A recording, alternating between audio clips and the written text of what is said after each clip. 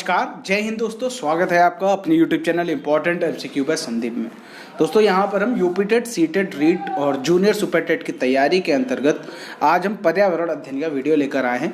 इस वीडियो में हमने 20 अति महत्वपूर्ण प्रश्न रखे हैं पर्यावरण अध्ययन से रिलेटेड, या फिर हम कह सकते हैं जनरल नॉलेज से रिलेटेड, जो आपकी सभी परीक्षाओं में काम आने वाला है। इसीलिए वीडियो को लास्ट तक देखें और बड़े ध्यान से देखें।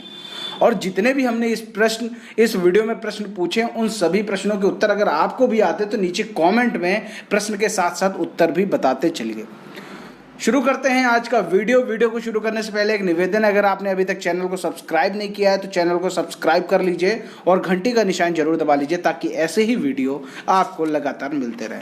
शुरू करते हैं आज का वीडियो। यहाँ पर जो हमने पहला प्रश्न लिया हुआ है, दालों में सर्वाधिक होता है। अब आप ये बताइए, दाल में सर्वाधिक क्या होता है। आपके सामने 4 ऑप्शन दे रखे हैं: तेल, कार्बोहाइड्रेट, प्रोटीन, विटामिन। अब इन 4 ऑप्शन में से क्या सही है, नीचे कमेंट में हमें बता दीजिए अगर आपको आता है। देखो, दाल में सबसे ज्यादा क्या होता है? देखो, तेल तो नहीं होता है, ठीक। कार्बोहाइड्रेट नहीं होता, विटामिन कम मात्रा में होता है, और जो प्रोटीन होता है वो सर्वाधिक होता है। यानी दालों में सर्वाधिक क्या होता है? प्रोटीन होता है।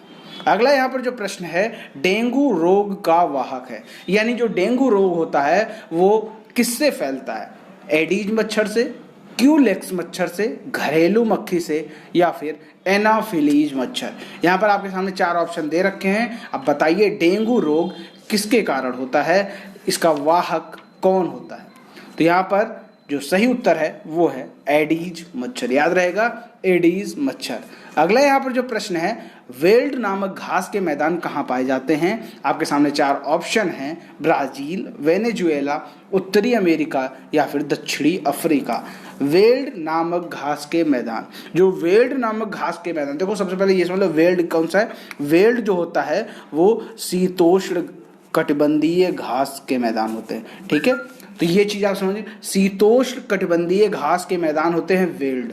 देखो, 2 तरीके के होते हैं घास स्थल। एक होता है उष्ण कटिबंधीय घास के मैदान, दूसरे होते हैं शीतोष्ण कटिबंधीय घास के मैदान। तो जैसे उष्ण कटिबंधीय घास के मैदान में कौन कौन से आते हैं? सवाना, कंपोस्ट, लानोस, ये सब आते हैं। और जो शीतोष्ण कटिबंधीय घास के मैदान होते हैं उसमें कौन कौन से आते हैं? प्रेयरी, पंपास और वेल्ड। तो जैसे वेल्ड जो है वो शीतोष्ण कटिबंधीय घास के मैदान है, और ये कहाँ पाया जाता है? जो वेल्ड है वो दक्षिणी अफ्रीका में पाया जाता है। अगला यहाँ पर जो प्रश्न है, अपघटक का उदाहरण है। आपने सुना होगा 3 घटक होते हैं कुल मिलाकर: उत्पादक, उपभोक्ता और अपघटक। तो अपघटक का उदाहरण कौन सा है, ये आपको बताना है। तो पहला ऑप्शन है चील, हाथी, बकरी, कवक। देखो, जो अपघटक होता है, अपघटक होता क्या है? जब उत्पादक और उपभोक्ता ये दोनों जब मर जाते हैं, या हम कह सकते हैं जब दोनों नष्ट हो जाते हैं, तो इनका अपघटन करने वाले को अपघटक कहते हैं। अब यहाँ पर अपघटक कौन सा है? देखो, चील नहीं, हाथी नहीं, बकरी नहीं। ये जो कवक होता है ये अपघटक का उदाहरण है। जैसे आप बैक्टीरिया, कवक, ये सब क्या है? ये सब अपघटक के उदाहरण है। तो ये चीज याद रखिएगा, अगर ऑप्शन कहीं बैक्टीरिया आ जाए या कवक आ जाए तो ये अपघटक के उदाहरण है। अगला प्रश्न है, रजत मछली का निवास स्थल है। तो ये आपको बताना है। तो रजत मछली का निवास स्थल क्या है, ये आप बताओ। जल, थल, वायु, या फिर इनमें से कोई? देखो, मछली का नाम सुनते ही तो सभी लोग कहेंगे कि जल में रहती होगी मछली, लेकिन ये जो रजत मछली है ये जल में नहीं रहती है। रजत मछली एक कीड़ा होता है, ठीक है। अब कीड़ा कहाँ रहता है? जल में तो नहीं रहता है, वायु में नहीं, इनमें से कोई नहीं, यानी ये थल में, यानी ये जमीन पर रहने वाला एक कीड़ा है। जो रजत मछली है ये एक कीड़ा है।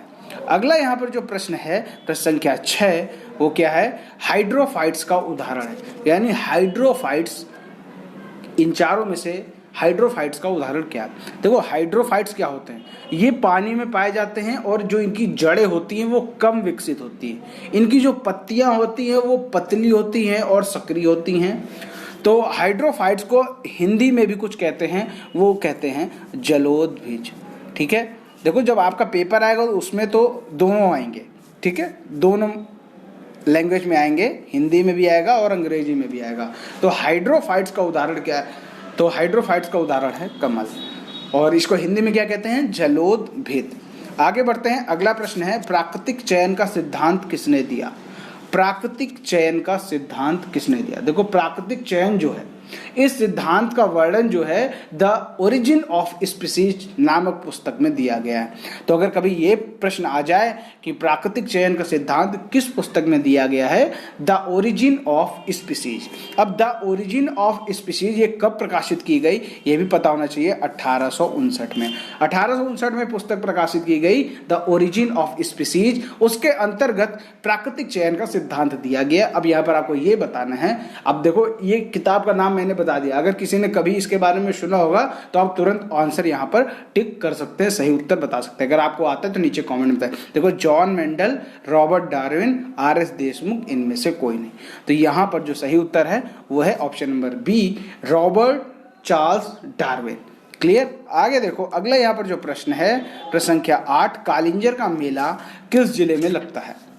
ये बताइए, अगर आपको आता है तो नीचे कमेंट में बताइए कि कालिंजर का मेला किस जिले में लगता है। तो कालिंजर का जो मेला है वो बांदा जिले में लगता है, याद कर लीजिए। आगे देखते, तो ये चीज आपको याद रहेगी, कालिंजर का जो मेला होता है वो बांदा जिले में लगता है। आगे देखते हैं, अगला प्रश्न है कुंभ मेले को यूनेस्को में कब शामिल किया गया। कुंभ मेले को यूनेस्को में कब शामिल किया। देखो जो कुंभ मेला वो अमूर्त सांस्कृतिक धरोहर है, ठीक है। तो यूनेस्को की जो सूची होती है अमूर्त की अलग होती है, मूर्त की अलग होती है, इसी तरह कई सूचियां होती हैं यूनेस्को में शामिल करने के लिए। तो ये जो कुंभ मेला ये अमूर्त सांस्कृतिक धरोहर है और इसको 2017 में यूनेस्को की सूची यानी यूनेस्को की लिस्ट में शामिल किया गया। प्रश्न संख्या 10 है, अगर आपको सही उत्तर आता है तो नीचे कमेंट बताइए, पूरे शरीर की जांच करने वाली मशीन को क्या कहा जाता है।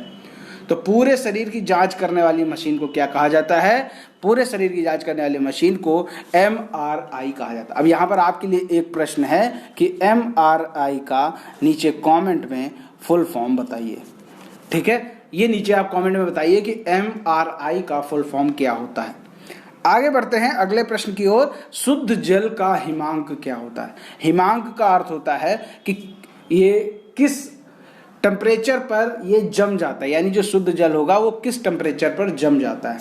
-32 degree Celsius, -18 degree Celsius, 0 degree Celsius, या फिर इनमें से कोई नहीं। जो भी सही उत्तर है नीचे कमेंट में बताइए। जो शुद्ध जल होता है वो कितने डिग्री पर जम जाता है। तो जो शुद्ध जल होता है वो 0 डिग्री सेल्सियस पर जम जाता है। देखो इसमें ज़्यादा दिमाग लगाने की जरूरत नहीं कि अगर केवल जल पूछते और अगर शुद्ध जल पूछते तो इसमें दोनों में डिफरेंस कुछ नहीं है, ठीक है। 0 डिग्री सेल्सियस पर ये जम जाता है और 100 डिग्री सेल्सियस पर ये उबलने लगता है। क्लियर हो गई बात। आगे देखते हैं, प्रश्न संख्या 12 है, पानी पंचायत की शुरुआत किस राज्य से हुई। पानी पंचायत की शुरुआत किस राज्य से हुई, अगर आपको सही उत्तर आता है नीचे कमेंट बताइए। ऑप्शन है गोवा, महाराष्ट्र, राजस्थान, उत्तराखंड। देखो अगर आप यहाँ दिमाग लगाएंगे तो सोचेंगे कि पानी की कमी किस राज्य में होती है। अगर दिमाग लगाना चाहें तो आप सोचेंगे राजस्थान, तो राजस्थान टिक कर देंगे, लेकिन वो गलत है, ठीक है। पानी पंचायत की जो शुरुआत हुई वो हुई महाराष्ट्र से। और ज़्यादातर प्रश्न ये भी आता है कि पानी पंचायत जो महाराष्ट्र में शुरुआत हुई वो किस सन में हुई। तो 1972 सन भी याद कर लीजिए। पानी पंचायत की शुरुआत 1972 में महाराष्ट्र राज्य से हुई। क्लियर। अब पानी पंचायत शुरू करने का मतलब क्या है, मतलब इसका उद्देश्य क्या है। पानी पंचायत शुरू करने का उद्देश्य ये है कि पानी का संरक्षण किया जाए, पानी का वेस्ट बहुत कम कर दिया जाए, पानी का जो संरक्षण है, पानी की जो बचत है उसे बहुत ज़्यादा कर दिया जाए। अगला यहाँ प्रश्न है, महासागरों में जल स्तर वृद्धि का कारण क्या है। ऑप्शन है ध्रुवीय प्रदेश में बर्फ का पिघलना, अत्यधिक वर्षा, अम्ल वर्षा, या फिर उपरोक्त में से कोई नहीं। देखो यहाँ जो ऑप्शन नंबर सी है अम्ल वर्षा, यहाँ पर बारिश नहीं होती, ये भी गलत हो गया ऑप्शन। अत्यधिक वर्षा अगर होगी तो जो महासागरों में जल का स्तर इतनी ज़्यादा मात्रा में नहीं बढ़ा सकती, तो ये भी यहाँ पर गलत हो गया। ये जो ऑप्शन नंबर ए है ध्रुवीय प्रदेश में बर्फ का पिघलना, ये सही उत्तर है। जितनी ज़्यादा बर्फ पिघलती जाती है महासागरों के जल स्तर में उतनी ज़्यादा वृद्धि होती है। देखो जो पृथ्वी है, पृथ्वी का तापमान दिन पर दिन बढ़ता जा रहा है, ठीक है। तो इस कारण जो ध्रुवीय प्रदेशों में बर्फ पिघलती जा रही है, जब पिघल रही है तो वही पानी महासागरों में जा रहा है और इसका जल स्तर बढ़ रहा है। अगला यहाँ प्रश्न है, पूर्वी रेलवे का मुख्यालय कहाँ है। पूर्वी रेलवे का मुख्यालय कहाँ है, ये आप नीचे कमेंट में बताइए अगर आपको आता है। तो आपके सामने ऑप्शन है मुंबई, कोलकाता, दिल्ली, गोरखपुर। अब देखो मुंबई की अगर हम बात करें तो मुंबई जो है वो मध्य रेलवे का मुख्यालय है। ठीक, मुंबई जो है वो मध्य रेलवे का मुख्यालय है। अगर दिल्ली की बात करें तो दिल्ली उत्तर रेलवे का मुख्यालय है। ठीक है, अगर हम गोरखपुर की बात करें तो गोरख है उत्तर पूर्वी रेलवे का मुख्यालय है, और जो पूर्वी रेलवे का मुख्यालय है वो है कोलकाता। क्लियर हो गई बात। तो इन सभी के जो मुख्यालय हैं वो सब मैंने बता दिए, कौन शहर किसका मुख्यालय ये भी आपको पता चल गया। चलो आगे देखते हैं। अगला प्रश्न है पारादीप बंदरगाह किस राज्य में है, नीचे कमेंट में बताइए अगर आपको आता है। पारादीप बंदरगाह किस राज्य में है ये बताइए। तो आपके सामने चार ऑप्शन दे रखे हैं, तमिलनाडु, आंध्र प्रदेश, उड़ीसा और कोलकाता। देखो तमिलनाडु में कौन सा बंदरगाह ये भी आपको पता होना चाहिए। तमिलनाडु में है तूतीकोरिन, याद कर लीजिए, तूतीकोरिन बंदरगाह। आंध्र प्रदेश में कौन सा बंदरगाह है, वो है विशाखापट्टनम। क्लियर हो गई बात। अब उड़ीसा की बात करें तो उड़ीसा में पारादीप बंदरगाह है, और कोलकाता की बात करें तो कोलकाता में हल्दिया बंदरगाह है। चारों याद कर लीजिए, आसानी से याद हो जाएंगे। चलो आगे देखते हैं। अगला यहाँ पर जो प्रश्न है, उपसौर की स्थिति कब होती है। उपसौर की स्थिति होती क्या है ये भी आपको पता होना जरूरी है, क्योंकि जब ये पता होगा तभी आप इसकी डेट भी याद कर सकते हैं। उपसौर की स्थिति होती है कि जब कोई सूर्य के सबसे नजदीक की अवस्था उपसौर की स्थिति कहलाती है, और इसकी तारीख क्या होती है, वो होती है 3 जनवरी। ऑप्शन नंबर ए यहाँ पर सही हो जाएगा। अगला प्रश्न है सिंधु नदी का मुहाना है। मुहाना का क्या अर्थ होता है। मुहाना का अर्थ होता है कि मतलब गिरने का स्थान। जैसे गंगा नदी का गिरने का स्थान क्या है, बंगाल की खाड़ी, उसी तरह सिंधु नदी का मुहाना पूछा जा रहा है। तो सिंधु नदी का मुहाना क्या है, बंगाल की खाड़ी, अरब सागर, सतलुज नदी या फिर गंगा नदी। जो भी ऑप्शन सही है नीचे कमेंट में आप हमें बता सकते हैं। सिंधु नदी का जो मुहाना है वो है आपका अरब। अगला प्रश्न है मरुस्थल का राजा किस वृक्ष को कहते हैं। आपके सामने 4 ऑप्शन दे रखे हैं, कैक्टस, खेजरी, खजूर या फिर नीम। यहाँ पर आपको बताना है मरुस्थल का राजा किस वृक्ष को कहते हैं। तो देखिए ये जो मरुस्थल का राजा होता है वो मरुस्थल में बहुत कम पानी में अपना सर्वाइवल कर लेता है। कैक्टस, खेजरी, खजूर, नीम। यहाँ पर जो सही उत्तर है वो है खेजरी। खेजरी जो होता है वो बहुउद्देशीय वृक्ष होता है, इसके लिए इसको मरुस्थल का राजा भी कहते हैं। अगला प्रश्न है भारत की सबसे बड़ी कृत्रिम झील कौन सी है। सबसे बड़ी कृत्रिम झील कौन सी है ये आपको बताना है। तो यहाँ पर आपके सामने ऑप्शन दे रखे हैं, राणा प्रताप सागर, जवाहर सागर, गोविंद वल्लभ पंत सागर, गांधी सागर। भारत की सबसे बड़ी कृत्रिम झील है गोविंद वल्लभ पंत सागर। लास्ट में मैंने एक क्वेश्चन भी आपसे पूछा हुआ है, तो उस प्रश्न का जवाब दिए बगैर मत जाइएगा। प्रश्न संख्या 20 यहाँ पर देख लीजिए, दल बदल से संबंधित अनुसूची कौन सी है। तो आपको मालूम है कि अनुसूचियां होती हैं, संविधान की अनुसूचियां होती हैं, और कुल कितनी अनुसूची होती हैं, कुल 12 अनुसूची होती हैं। तो दल बदल से संबंधित अनुसूची आपको बताना है। तो यहाँ पर जो ऑप्शन नंबर डी है 15वीं अनुसूची, ये तो पहले ही गलत हो गया, क्योंकि कुल मिलाकर अनुसूची तो 12 ही है, तो 15वीं अनुसूची ये तो आंसर गलत हो गया। देखो जो पहली अनुसूची है वो संघ और राज्य क्षेत्रों के विवरण को प्रदर्शित करती है। ठीक है, जो पहली अनुसूची है वो संघ और राज्य क्षेत्रों के विवरण को प्रदर्शित करती है, और जो 5वीं अनुसूची है उसमें अनुसूचित क्षेत्रों का विवरण दिया गया है। अनुसूचित क्षेत्रों का विवरण दिया गया है 5वीं अनुसूची में। यहाँ पर जो 10वीं अनुसूची है ये दल बदल से संबंधित है। ठीक है, तो अगर कभी दल बदल कानून से संबंधित कोई अनुसूची पूछ ली जाए तो वो होगी 10वीं अनुसूची। तो ये उम्मीद करता हूँ ये 20 प्रश्न आपने अच्छे से समझ लिए होंगे, और जितने भी आंसर आपको आते हैं नीचे कमेंट बॉक्स में हमें जरूर बताया करिए। अब यहाँ पर जो आज का प्रश्न है आपके लिए रखा गया है, उत्तर प्रदेश की पहली महिला मुख्यमंत्री कौन थी। सरोजिनी नायडू, विजय लक्ष्मी पंडित, मायावती या फिर सुचेता कृपलानी। जो भी ऑप्शन सही है नीचे हमें कॉमेंट में जरूर बताएं।